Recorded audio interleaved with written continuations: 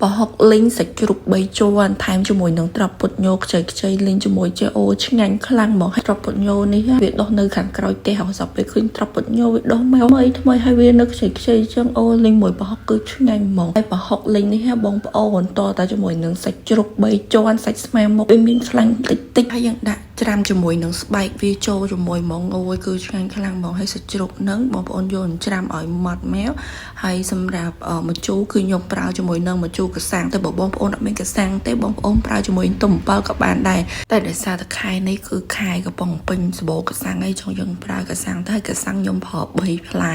អានេះរៀងជូរប្រៃផ្អែមតិចតិចអូឆ្ងាញ់មកប្រហុកលេងហ្នឹងបើវិធីធ្វើក៏អត់មានអីពិបាកដែរបងប្អូនយើងចាក់ខ្លាញ់មកយើងដាក់ខ្ទឹមពងចូលពងវាឡើងឈ្ងុយតិចមកក៏ដាក់ជាមួយនឹងស្ករក្រហមចូលហើយដាក់ជាមួយនឹងប្រហុកហើយប្រហុកនេះមុននឹងយកមកធ្វើម្ហូបខ្ញុំច្រាំវាសិនណាតែបងប្អូនមានប្រហុកសាច់មកហើយបាញ់ច្រាំក៏បានដែរហើយយើងច្រាក់ជ្រូកដែលយើងបានច្រាំនឹងចូលជុំគ្នាមកហើយយើងកូរជ្រូកមួយប្រហុកនឹងចូលគ្នាជ្រុំធ្វើឲ្យវាបែកសាច់កុំឲ្យវានៅតែមកកដុកប្រហុកទៅប្រហុកសាច់ជ្រូកទៅសាច់ជ្រូកហើយយើងដាក់ជាមួយនឹងប៊ីចេងហើយកសាំងចូលហើយដាក់ជាមួយនឹងម្សៅស៊ុបមាន់បន្តិចបន្ទាប់មកយើងដាក់ជាមួយនឹងត្រប់យើងចូលមកហើយយើងលីងគ្រឿងផ្សំទាំងអស់នឹងចូលគ្នារហូតតតែសាច់ជ្រូកយើងនឹងហើយឆ្អិនណាវាដាច់ទឹកហើយវាចេញដល់ខ្លាញ់មកវិញអានឹងគឺឆ្អិនហើយបងប្អូនពេលដែលយើងលីងហ្នឹងគឺយើងត្រូវតែឆាជ្រុំវារហូតដល់បងប្អូនរហូតតតែសាច់លបាយដូចជាកាសាំងសាច់ជ្រូកប្រហុកហ្នឹងគឺវាចូលសពសាច់តែមួយ